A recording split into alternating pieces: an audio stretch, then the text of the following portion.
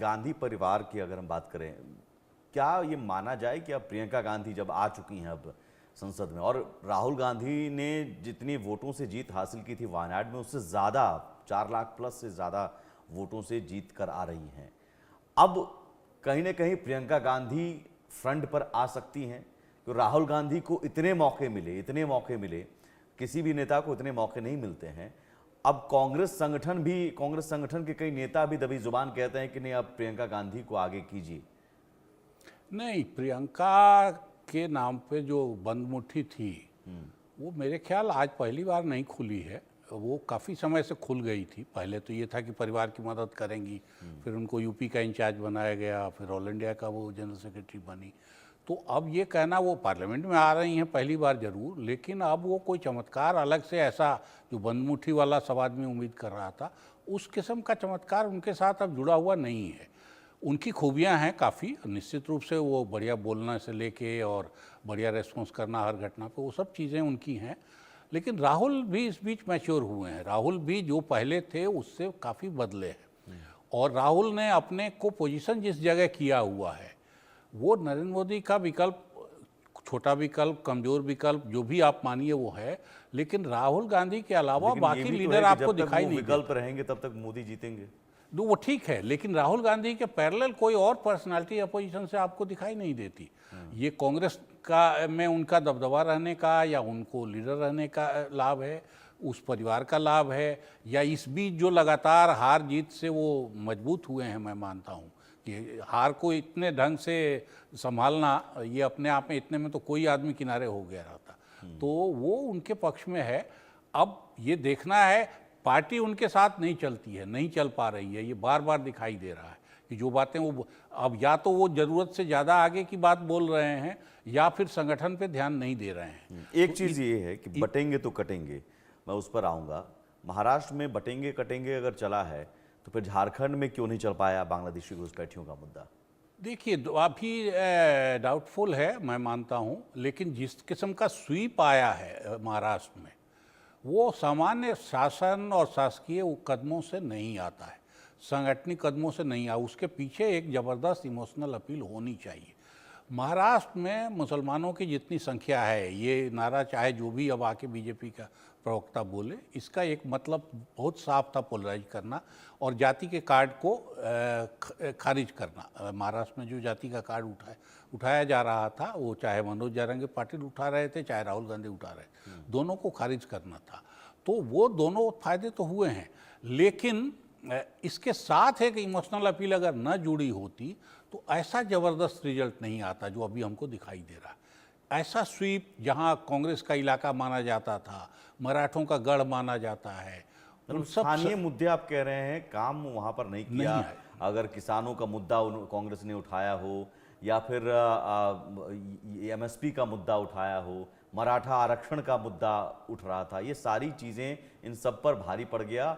अब ध्रुवीकरण, पोलराइजेशन जबरदस्त पोलराइज हुआ, और फिर ये कुछ जो शासन ने अपने गलतियां सुधारने का कहिए या वोट के लिए कुछ कदम उठाए, वो काफ़ी इफेक्टिव हो गए। 5 किस्त रिलीज कर देना महिलाओं के लिए, वो अपने आप में काफ़ी, किसी भी महिला के अकाउंट में सीधे पैसा आ गया 5 किस्त का।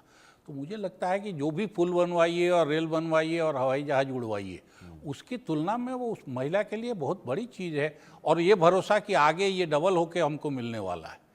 तो जिस महिला को गांव में बाकी काफ़ी सारी ज़रूरतें उसकी, चाहे वो झोपड़ी हो, उसी से पूरी हो जाती हैं। अरविंद जी, यहाँ पर एक सवाल ये भी बनता है कि देखिए, इस बार महिलाओं ने वोटिंग के वक्त पर, मतदान के वक्त पर पूरा जोर लगाया है, पूरा दम लगाया है। अगर बात की जाए महाराष्ट्र की, तो वहाँ पर महिलाओं का वोट प्रतिशत भी 50 जगहों पर अच्छा खासा देखा गया है, और बहुत ज़्यादा देखा गया है। मुंबई में सबसे ज़्यादा देखा गया है। इसके अलावा अगर अब बात की जाए मतदान के वक्त, तो यहाँ पर महिलाओं का दम नजर आया, जिस तरीके से वोट प्रतिशत बढ़ा है। उसके बाद अब सत्ता में आने के बाद किस तरीके से महिलाओं का दमखम नजर आएगा? देखिए, अगर पार्टियों को इस तरह की योजनाओं से फ़ायदा हो रहा है, तो मुझे लगता है कि ये दौर अभी चलेगा, और ये सिर्फ किसी पार्टी की बेईमानी नहीं है। मान लीजिए वादा करना कांग्रेस कर रही है, बीजेपी कर रही है, तो ये उनकी बेईमानी नहीं या लूट मचाना नहीं है। ये कहीं ना कहीं उनका जो फैसले वो करते रहे हैं अब तक, जिस तरह से सरकार चलाने की, वो सरकारी मशीनरी फेल हुई है डिलीवर करने में, ठेकेदार और इंजीनियर और पॉलिटिशियन का जो नेक्सस बनता है हर डेवलपमेंट प्रोजेक्ट में, उसके फेल्योर का है। उस आम आदमी सड़क बन गई लेकिन उसमें कितनी दलाली खाई गई, ठेकेदार ने कितना कमा लिया, पॉलिटिशियन को कितना दिया, ब्यूरोक्रेट्स को कितना दिया, ये हर बार हम कहानी सुनते हैं। लेकिन आम लोगों को सड़क पे चलना एक लाभ हो जाता है तो गाड़ी चलाने वाले को ज़्यादा होगा, पैदल चलने वाले को कम। अकाउंट में पैसा आ गया सीधे, या सीधे फायदे जो दिए गए हैं अभी हेल्थ के, पढ़ाई के, लड़कियां पढ़ने जाएंगी तो उनको वर्दी मिलेगी, उनको साइकिल मिलेगी, स्टाइपेंड मिलेगा।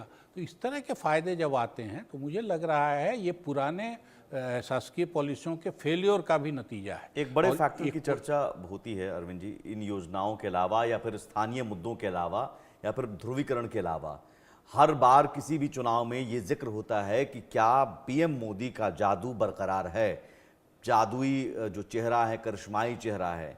ये दोनों विधानसभा चुनाव, 9 जनसभाएं की उन्होंने महाराष्ट्र में, 6 जनसभा की झारखंड में, रोड शो भी किए।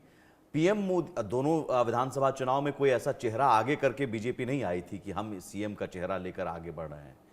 यहाँ आप मानते हरियाणा में भी आप ठीक है, वहाँ पर नायब सिंह सैनी को अमित शाह ने कह दिया था, लेकिन माना गया कि नहीं पीएम मोदी का जादू है। तो पीएम मोदी का जो चेहरा है वो अभी भी ऐसा है जिसकी काट विपक्ष के पास नहीं है। निश्चित रूप से नरेंद्र मोदी का चेहरा अभी आज के पॉलिटिक्स में, चुनावी पॉलिटिक्स में सबसे भारी और बड़ा है। अब ये जरूर है कि अगर 2 साल पहले की से तुलना करेंगे तो मैं मानता हूँ कि उससे नीचे आए हैं। लोकसभा चुनाव ने उसको साबित किया कि अब पहले जैसा जादू नहीं है, लेकिन वो घट के भी अभी वो बाकी सब पे बहुत भारी है। अब इस चुनाव में भी अगर आप देखेंगे तो आप कहेंगे कि झारखंड और इसका रिजल्ट अलग अलग हुआ, और प्रधानमंत्री तो, बल्कि महाराष्ट्र के लिए तो ये माना जा रहा था कि वहाँ गुजरात से एक स्वाभाविक बगावत है, नाराज़गी है। प्रोजेक्ट्स तो गए ही हैं, गुजराती मराठी लोगों के रिश्ते को लेके भी कहा जा रहा, इसलिए प्रधानमंत्री की वहाँ सभा कम मांगी गई है, और ये सब रिपोर्ट भी चले हैं। लेकिन इसके बावजूद अभी भी प्रधानमंत्री का चेहरा, हमारे जो भी पॉलिटिकल जमात है, सबसे भारी दिग्गज तो शरद पवार थे वहाँ महाराष्ट्र के लिए, उनसे बड़ा पॉलिटिकल चेहरा उनकी पार्टी की हालत देखिए।